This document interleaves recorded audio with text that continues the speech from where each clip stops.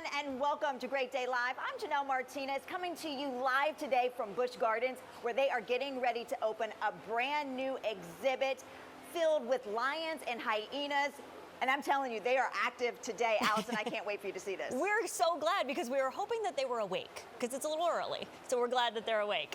Yeah, I'm Allison Godlove. Thanks so much for joining us today. We are going to head out to Janelle in just a second. But for all you ladies with curves out there is a fashion spot in town that you must know about. We're going to introduce you to it and see some trending styles coming up in just a minute. Plus, this hit movie became a hit musical. Death Becomes Her is now on Broadway, and you can see it soon right here in Tampa.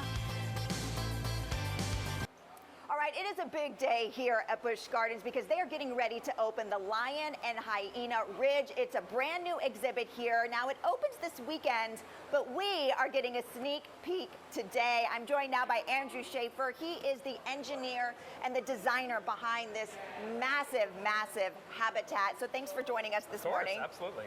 Yeah, so tell me about this exhibit and what it took to build it, because we, as you can see, are really close to these animals, Yes, we are. right? We are absolutely very close to these animals. So this exhibit is about a 38,000 square foot habitat that holds the coalition of 5 male lions as well as the 2 hyenas that we've got here on property. So you can see behind me, we've got all these amazing rock structures that they get to climb all over. And they're very active this morning, so they're kind of all over this habitat right now, exploring, looking around. They're still a little bit new to it, so they are exploring everything they possibly can. Yeah, well, what was it like for you? You said you were watching them unload these beautiful lions into this space. What was that like for you to watch them, and what did they do first? Yeah, so they were very shy at first when they first started coming out. So they started slowly kind of coming out. And then they got a little bit more confidence each and every time that they came in and out. Yeah. And before you knew it, literally second or third time, they were just right out of here and into the habitat. Yeah. Well, what will someone experience when they come here to Busch Gardens and they walk through this exhibit? What will they get to see? So what they get to see is a 270-degree view of this entire habitat. They can almost walk all the way around. Wow. It's huge in comparison to what was here before. So there's a lot of different aspects to this space than you've ever seen.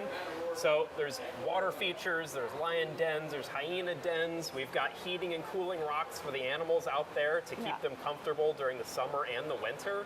We've got fans blowing inside the habitat. We've got a little bit of everything to keep these animals happy. Right, because these are, animals that are native to Africa, and we are putting them here in Florida. So you had to create a space that was similar. What is the biggest challenge when trying to do something like that? So a little bit of the challenges are just trying to create a space within an area. This space actually already existed. We did expand it quite a bit, but building this space within an environment that was already here was a challenge. But I mean, none of this rock work was here, so building all this stuff up, giving them all this additional space, bringing them in.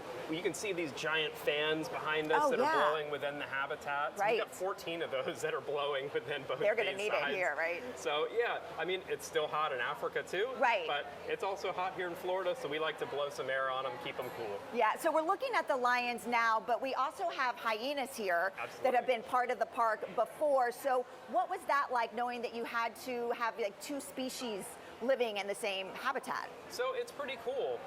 We actually have a way of swapping which side the animals can be on. So one day the lions could be here, and then the next day the hyenas could be here. So we could actually do it midday if we really wanted to. Interesting. But swapping the habitats allows them to keep it fresh, and then they get new scents and smells, keeps them active. So it's a neat experience for both animals to be able to go on different sides. Yeah. Both sides are also very different in how the design aspect of it is. One side we've got climbing structures. This side we've got a ton of rock work that they can go on top of. So it's different on both sides, but very cool to have 2 different species within one main habitat. Well, it's amazing to look at. Congratulations on this project. So excited. So it's open to the public this Saturday. If you have VIP tickets, you can come on Friday, but we get to see it right now. So we're going to have more for you coming up in just a little bit. We're going to talk more about the animals. Fashion is not one size fits all, and one local shop is making sure that they are your one-stop shop for curves. Estella and Angela are here with Curve Exchange, a plus-size resale boutique. Welcome, ladies. Well, hello there. It's great to have you Glad to be here. here. Yes, this is awesome. So this all started, this was a concept that you came up with, and you wanted to make sure you do it. Where'd it come from? Great question. Stelly Bellies was my first baby, baby kids and maternity resale. That's 26 years. And about 10 years ago, I really wanted a space for the curvier woman to dress their curves, size 14 and up. And it's been almost 10 years. And even through COVID and all the things, we're still here and rocking it. Yeah, and so I know one thing that you like to say, we were chatting about this earlier, is it's not your grandma's store. Right. If you're coming in here, what are you finding? Trendy, curated resale. Sizes 14 and up. Lots of name brands. So you've got your Torrid, Lane Bryant, Disney, City Chic. The brands are harder to find, or that you have to walk into a bunch of stores. So you don't have to go to 10 different stores to shop. You can find Old Navy, Gap, everything like that, all under one roof for all different budgets. And you guys are hand-picking the items that are in your store. We Sure are. Yeah. Why is that important? Because when you go to a thrift store, you can just find anything. You can find things with stains. You can find things from 20 years ago, 50 years ago. Here, you're going to find things within the last 5 to 2 years. Yeah, and you want it to be great quality and beautiful we want it clothing. to be trendy. We don't want people who are plus size to have to wear ugly clothing. Yeah, nobody wants to wear ugly clothing. No. I love that you said We that. want You're you to like, wear we want cute good stuff. stuff. We want you to feel good in the skin that you're in. Yeah, all right, so we brought some models so we can show off some of the items we can find. Can we bring them out and, Sure. and kind of get to a little fashion absolutely. show here? All right, so what do we have first? All right, we have Addie, and she describes herself as pirate chic, which is so much fun. Because look, I mean, she's wearing Calvin Klein, she's wearing Old Navy, and she's wearing a less expensive top with that too. So she would have had to go to 4 different stores to put this together, but she came to our Curve Exchange Tampa location and put that together in one fell swoop. Yeah, and are you helping out too when people are shopping and you can help pick out some items? We love to personal shop people. Now, Addie didn't need it because Addie is a fashionista, but a lot of women don't necessarily know how to dress their curves, and we want to be there for them and to help them figure out what they're going to wear and how they're going to wear it and how they can style it. Yeah, all right, let's do model number 2. Thank you so much. All right, we've got Tony, and she's amazing, and she's been shopping with us for such a long time. She's in a Torrid top, she's in Lane Bryant bottoms, and they're cute, trendy, dark wash, no rips, no tears, so she could wear that to school. Those if she jeans are wanted to. beautiful. They're a They really good are. pair of jeans. And you can't wear rips to school, and it is back to school season, so it's a perfect time to shop for back to school. And you can find lots of things at our store without the rips, holes, tears, unless you want them. Yeah, right, that's true. And a great color going into fall. Okay, thank you so much. And Tony is one of our website models, too. All right, model number 3. This is Gracie. She actually manages our Tampa location, and she is in a Disney dress from Hot Topic. So like I said, we get lots of Disney stuff too. So if you're going to the parks, if you're a pass holder, it's a perfect chance to come and get those cute Disney pieces without having to go to Disney or spend $120. And it's so subtle, you wouldn't know that was Disney right No. away. It's beautiful. Yeah. So cute. All right, thank you so much, model number 4. Model number 4 is Krista. She's amazing. She is our HR extraordinaire. She's in an airy skirt, a Torrid top, and she's in Vionics, which are like $120 shoes that she got from us. And they look brand new. They look brand new. We're so particular on the condition of the Yeah. things that come in. We don't want stains, pills, holes, rips, unless they're supposed to be. That looks so comfy and like casual. Let's bring everybody back out. Come on out and see those styles one more time. As they come back out, tell us where we can find you. You can find us online at shopcurveonline.com. You can find us at Curve Exchange St. Pete on 34th Street. You can find us in Tampa at Curve Exchange Tampa on Dale Mabry. We have a live show on Tuesday, Thursday, and Sunday. And our website, you can shop 24/7 all the time. Love it. Go visit. And especially with that nice little, you can go shopping with them and find something cute to wear. We love it. Thank you, ladies. You all look wonderful. We carry sizes large to 30 plus, so it's really hard to walk in and find a 4X, 5X, 6X, but you can walk in and find it in our store. Find it with you guys. Sure Thank you can. so much for being here. Thank you for We having appreciate us. it. Yeah, stick around. Up next from Broadway to Tampa, we're going to catch up with the woman behind Death Becomes Her in New York City. Stick around.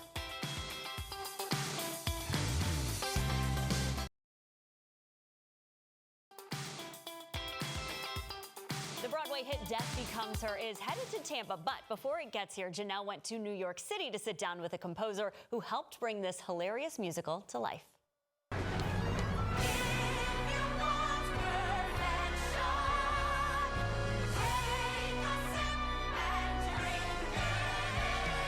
We are in New York City. I'm sitting down with Julia Madison. She co-wrote all the music and lyrics for Death Becomes Her. And thank you for being here today. Thank you for having me. Happy to be here. Absolutely. So we saw the show last night. It was amazing. Thank I you was so much. laughing out loud. But I have to ask you, this was such a cult classic for people, and people really love the story. Were you nervous at all or intimidated about bringing this story to the stage? At moments, absolutely, but I'm such a fan of the movie myself that I felt like as long as I stayed very in touch with myself as a fan of the film, then we were really building the show that we wanted to see. So I felt like the whole time I was getting to nerd out and be excited as a fan and be like, wouldn't it be cool if this happened? And then we also had a studio being like, sure, let's try it. The show is all about, beauty and the pressures that, women face, and especially middle-aged women. So how were you able to have fun with that, but also kind of, make a statement as well? Yeah, I mean, it's, before I turned towards writing, I was an actress in New York. I came to New York and was an actor, and my 20s were spent being insecure and auditioning and being like, am I this enough and that enough? And is my hair pretty enough? And, just being stuck in the expectations. And I think what was so fun was that you could kind of channel not only like a rejection of that, the realities of that, but like some rage through it. Like having these women just go crazy through it was very cathartic and really fun. Yeah. And so I think it was interesting to kind of acknowledge like the beauty industry is a shapeshifter. It's never going away. It's how you want to exist inside of it, right? And I think it turned these women into a furious, we're like they're kind of our universal movie monsters. Right. You know what I mean? Like they turned into their own creations, but the love that they have and the humor that they have to kind of navigate all that chaos is what I love so much about them, and that the fact that they kind of look towards each other ultimately to get through this crazy world with all those expectations. Like I loved how cathartic and raw it could feel. Yeah, absolutely. I know, because the movie came out in '92, so obviously I was much younger, didn't really relate to it that much, but now, like, these are my people up there singing, so I loved it. I love that part of it. Do you have a favorite line or lyric in the show? Ooh, there are a lot of lyrics in the show that I love that people catch once they listen to the Cass album a few times. Like it might go past in the moment. I love things like Helen has a few where she sings in her first song. She sings like, I finally feel whole, W-H-O-L-E, but as we know, she has a big hole in her stomach. And then her other one, the kind of tie later, she has, I don't have the core strength to hold on to grudges anymore. And these are ones that I'm like, amazing. You must have had so much fun coming up with those. Yes, it was so fun. It was like the best time to not only have the layers of getting to tell the story, but kind of really doing the detail fine-tuning and work inside of it. It's just a joy. We have to talk about the special effects because they were such a big part of the movie, right? And then you guys were able to do that on stage. So the first time you saw some of those special effects, what did you think? Oh my God, it was like, I was like, oh my God, we work at a magic factory. Like I couldn't believe that we were actually getting to see this stuff come to life. And interestingly, some of the best illusions are very simple theater, which I love because we could have implemented a lot more high-tech projections, CG. I mean, like you could do so much that we debated all of it. But what I love, my favorite illusions, my favorite moments are like very almost old school theater. So it's really satisfying and feels practical and cool and chaotic. We built this to be like a laugh riot, a party, a really good time. We want people to feel lighter when they leave from having laughed for 2.5 hours. Yeah. I think there are different messages you can take away. I think there's a complex, interesting debate about it all, that about the beauty industry and would you take the potion and what does that mean? But I think that if that leads to conversation on any level, I love it. But more so, I just love that it's 2.5 hours to escape and so fun, laugh and have a good time. Yeah, definitely a good time. Thanks for joining us today. Thank really you appreciate so much. it. It's so nice to see you. Janelle told us she loved the musical. I loved the movie growing up, so I can't wait to see this musical. Tickets for Death Becomes Her go on sale to the public July 24th. That show runs December 8th through the 13th.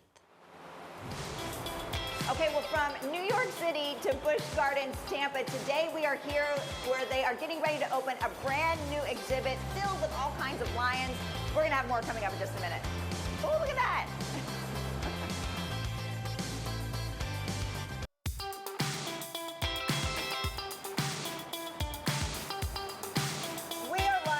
Busch Gardens, where they are getting ready to open a brand new habitat filled with lions and hyenas. You can see the lions behind me here. Kayla is joining me now. She's with the zoo team. So, wow, this is so incredible. So this exhibit opens this weekend. But we're getting a sneak peek, kind of behind the scenes today. So tell me a little bit about it. Yes, we're so excited that you're here. And yes, the public can absolutely come see these boys on July 25th. They're new to the park.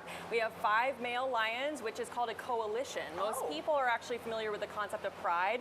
That means that there's one male lion, several females, and their cubs. This is a coalition instead. Okay, so they're all brothers. How do they get along? Are they rivals, or how does that work? So lions are very social animals. Okay. They're a social cat, so you'll see a couple different types of social groups, whether it be prides or coalitions. These 5 have definitely grown up together. They are 2 years old and they're in their teenage phase.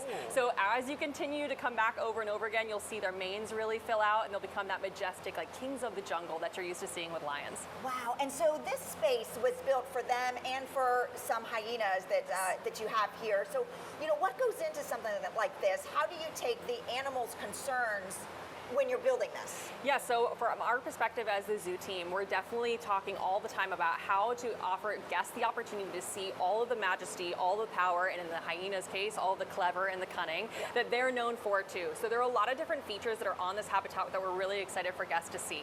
From temperature-controlled rocks that will keep the animals cool during the summer and warm during the winter. We actually have a pseudo tree that you can actually see behind us here, which is designed to allow us to hang food from or enrichment from so the animals can problem solve to figure out how to get a hold of those things. And of course, just the large expansive habitats themselves with plenty of opportunity to climb and jump. I think people are really going to get a good view of what lions and hyenas really are like.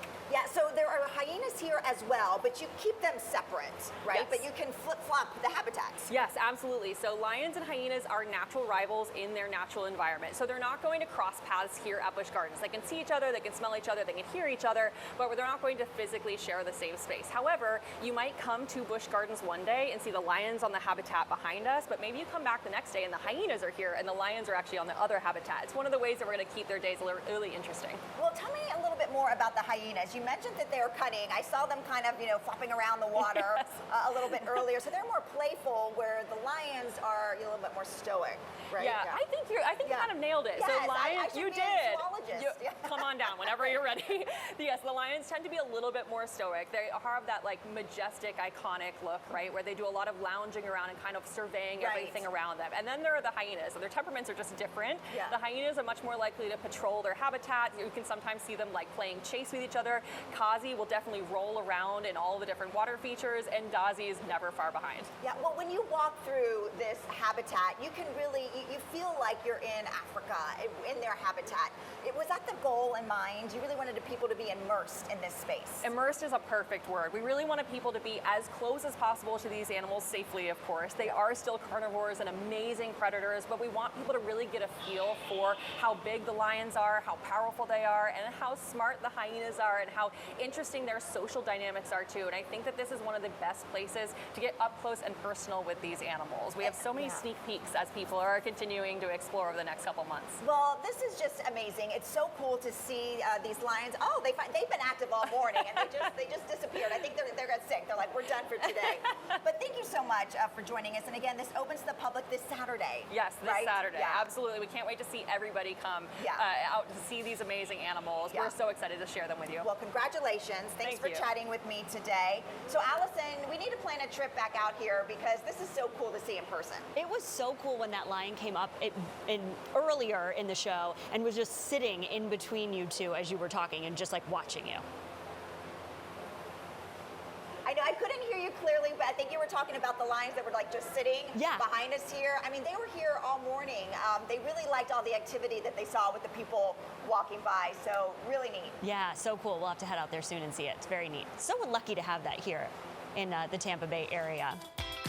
All right, stick around because we all know that it is so important to screen for skin cancer. Well, coming up tomorrow on Great Day Live, there is a way that you can get a free screening from Moffitt Cancer Center.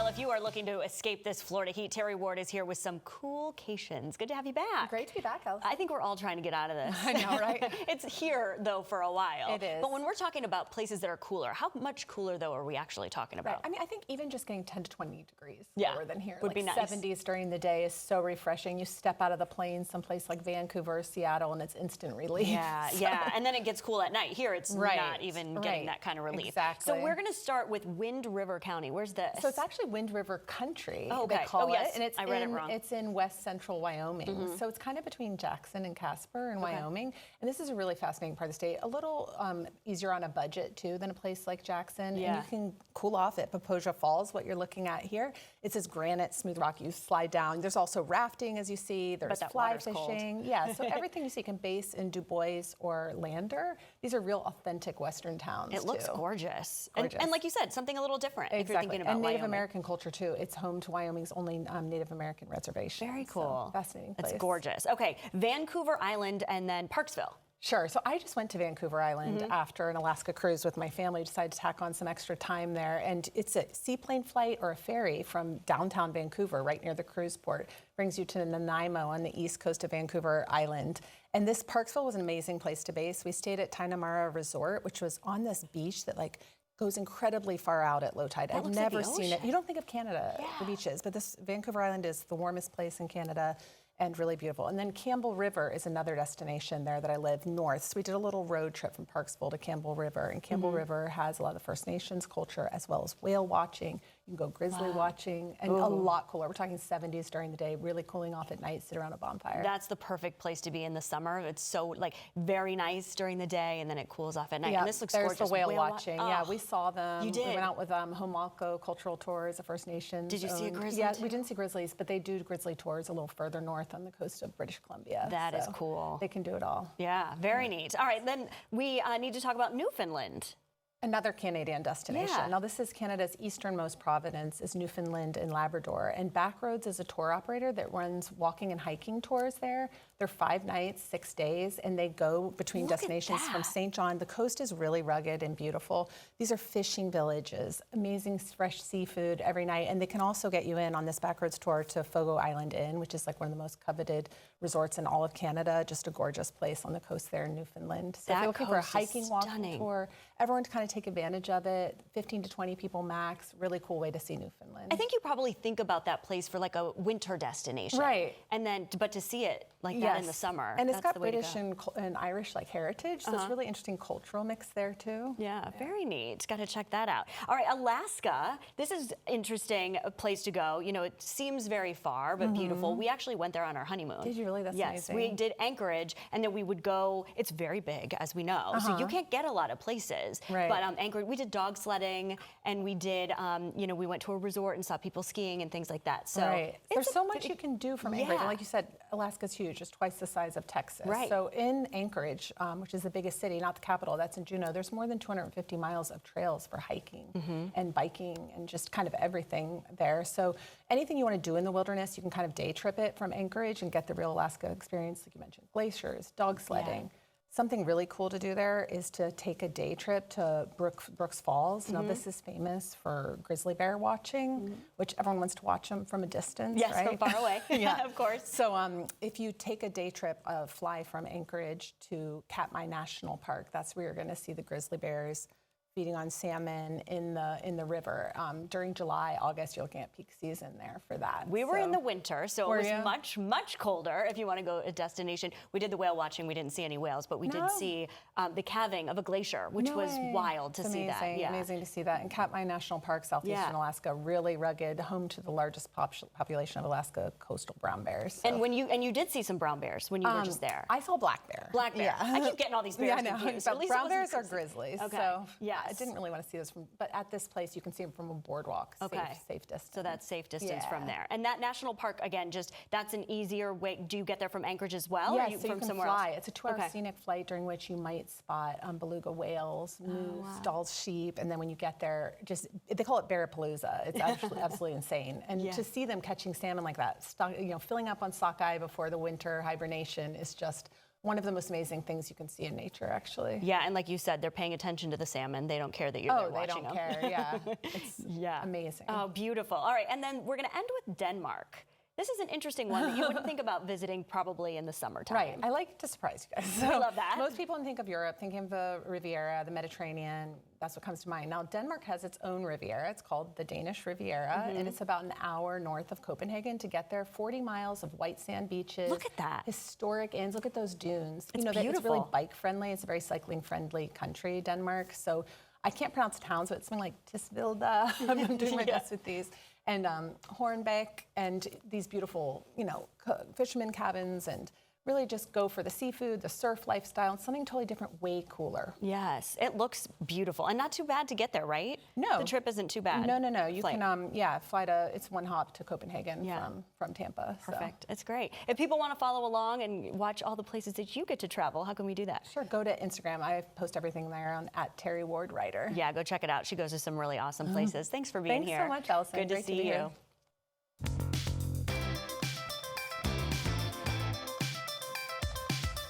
Hello and welcome to our new and existing members of the We Do Not Care Club.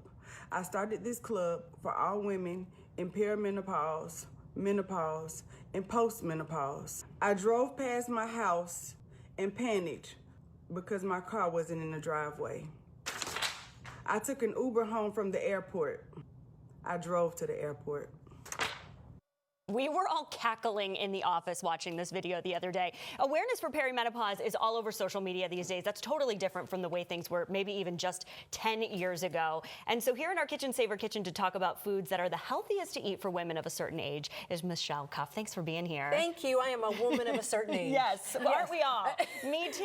That was such a funny video. that because is. It is like just things that we're starting to experience as we get older. And we have to make comedy of this. Yes, we But do have to. But we are going to talk about something a little serious today. Which is good. Yes. But let's just start with the reason that we're feeling this way. What is happening in our bodies? So starting at around age 40, I want women to understand this. This is not a 50 and over thing. This starts in your 40s. We are starting to lose three big hormones: estrogen, testosterone, and progesterone. Okay, so in your 40s, it's going to start taking a nosedive. So we will experience the outer stuff, right? Like hot flashes, you'll start to have mood swings and all that stuff. But there's a lot of stuff going on inside our body that we don't feel, but that's important to support. Yes, and we can do that with food. Yes, one of the avenues to support our hormones naturally is through nutrition. I love that. So I'm a big proponent of this because I'm also a personal trainer. This is all healthy food for everybody, but we've got to take care of our women. Yes, so let's do that, and we're going to Yes. start with protein. Yes. We're hearing, we can't get enough protein these days, I know, right? That's right. all we're hearing. So We do. why is this so important? So protein is important because we're losing testosterone, okay? And we are losing muscle mass. So muscle is your organ of longevity. The more muscle you have, the longer you will live, okay? And you will survive things. So we want to keep our muscles through lifting weights, of course, and we want to eat good quality protein. Now, animal sources to me are the biggest bang for your buck. You're going to get a lot of protein with just a little bit. So chicken, filet, I love filet. We've got wild-caught salmon, please buy wild-caught. Yep. Eggs are always a great source, and beans. If you're vegetarian, it's a little harder to get it. I'm not vegetarian, sorry. Yeah. I love this kind of stuff to boost our hormones. How much should we be having a day? I say 1 gram of protein per pound. Okay. So you only weigh probably 100 pounds. Oh, my gosh, thank you. You No. just need 100. Yes, I do. I gotta compliment her, you know. Okay, next up we've got calcium, which also now, because women are losing bone mass in menopause. Estrogen decline now means we're gonna lose bone mass. So osteopenia, then osteoporosis, we've got to get calcium, okay? How do we do that? So leafy greens, we've got kale, we've got dairy sources here, we've got yogurt, of course, full fat is better, cottage cheese, we've got flax seeds, and of course the sunshine helps absorb calcium. So we're in Florida. Get out there. We need to get outside and get calcium. Get that calcium. All right, Yes. then next up is fiber. Fiber. Okay, so fiber, I want you to think about filling yourself up. It helps regulate your blood sugar. It helps with hormone production, cholesterol regulation. So it also helps keep things moving along, if you know what I mean. Yep, Okay, we so know. berries, we've got greens, we've got fruits and vegetables, of course. when you're buying berries, please organic, okay? We've got quinoa. Did I say that right? You did, beautifully. And we've got oats. So gluten-free oats to me is way better than regular oats.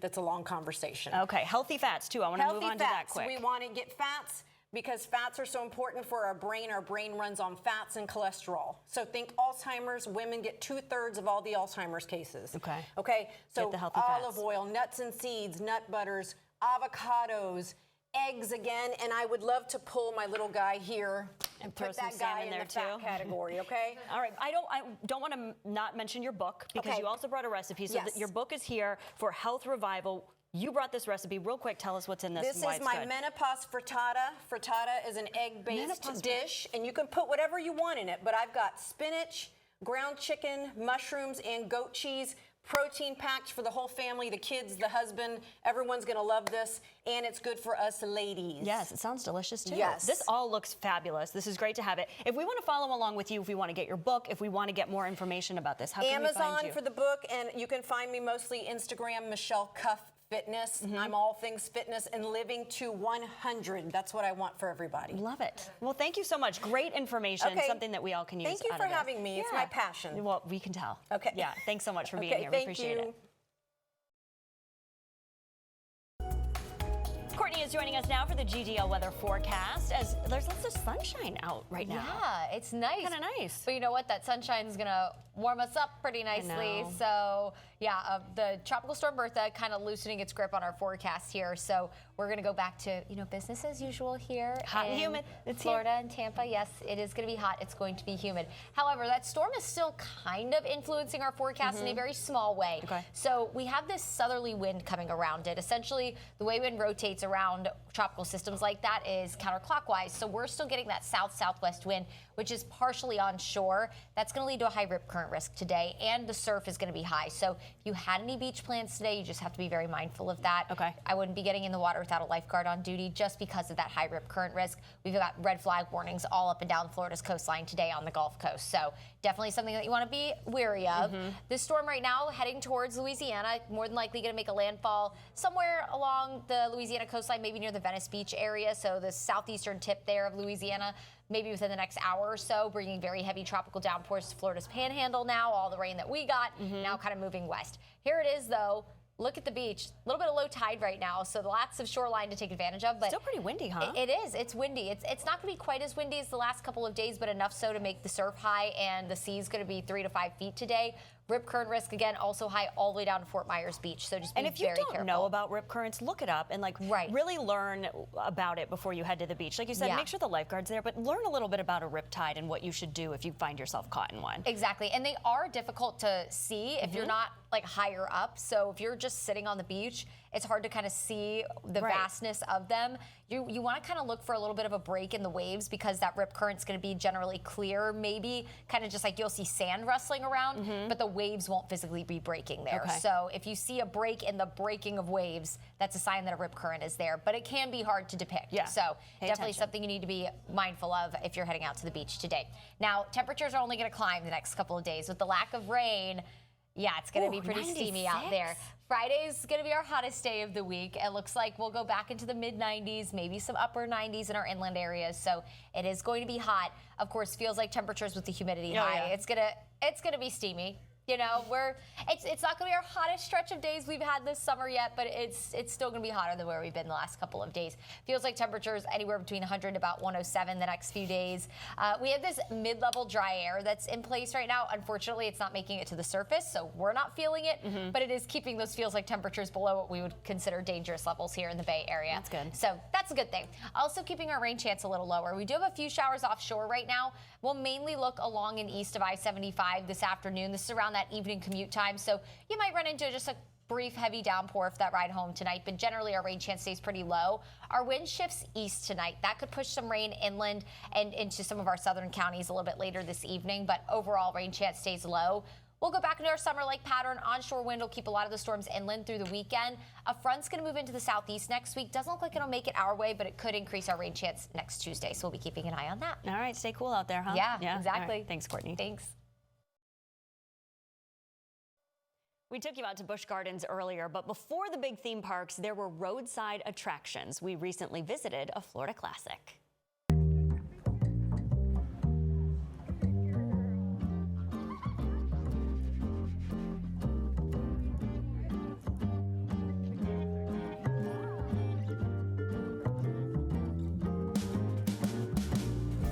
Florida's full of old attractions, not as many as there used to be, but a piece of ground that we're standing on here is today called Sarasota Jungle Gardens. Right next door to us is John Ringling's mansion. So this is where he settled on this little piece of property where we're at called Indian Shores. And Ringling Museum, where it's at now, was a part of that. So John Ringling kind of brought a lot of people here back before Sarasota Jungle Gardens opened. So there was a lot of tourism coming here back in that time. Then this area was bought out by a family. They wanted to make some sort of attraction out of it, botanical attraction. They put a homestead, so they had a house here. So if you walk around Sarasota Jungle Gardens, you're going to go to our Flamingo Cafe, which is the original homestead. And right out the back there's a koi pond. That was the swimming pool for them. So you're going to see some of the remnants left over from back in the old days. All of the smaller family-owned attractions in Florida were all affected by the 70s. All of a sudden, a couple things happened in Florida. Disney World opens up, 1971, and they come in. That's the same time the interstates were coming in, so you can get down here much quicker. Instead of taking 30 hours to get down here, it takes you 15 to 16 hours to get to Florida now. So people would just beeline it down these interstates. So in doing that, you would skip over all these smaller towns that were geared towards this tourist traffic. Ones that did survive, you know, they were able to keep going from that. Sarasota Jungle Gardens is one of those family-owned businesses, which still to this day it is. And you know, it has some old parts of it, and has some new parts to it. So we try to keep that nostalgia. I guess the most famous animal we have, a cockatoo named Frosty. Frosty was on the Ed Sullivan Show like back in the early 60s. And so he was very famous, and he's still alive today. His bird is in his 80s, upper 80s. So you can see Frosty, he's retired from shows. You can see he's got a little bit of cataracts going on, but he's still kicking. You can come and see us, see all of our shows, do some of the coolest things in the world, like feed a flock of flamingos that come up to you. There's no bars, no cages, so you can free roam with a flock of flamingos. And that's a traditional thing that happens here. So we still do that tradition after, you know, 5-6 decades. It's not unusual to have 4 generations come and visit in one day, where you have great-grandma showing, you know, the great-grandchild where, hey, you had to hold a bird or hold an alligator. And those are some of the traditional things that people have been doing for the last, you know, since they've been coming here.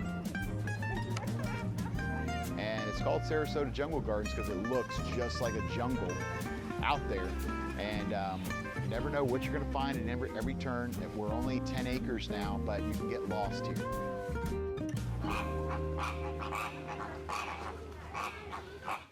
So beautiful out there. If you want to watch any of the segments again from today's show, maybe you missed Janelle getting to know the lions and hyenas at Busch Gardens, or tips for fighting perimenopause, watch the show again at 3 o'clock on our free 10 Tampa Bay streaming app. You can download and watch it on Roku TV, Fire TV, and Apple TV.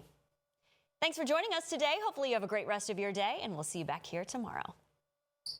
The Great Day Live Kitchen is sponsored by Kitchen Saver, custom cabinet renewal.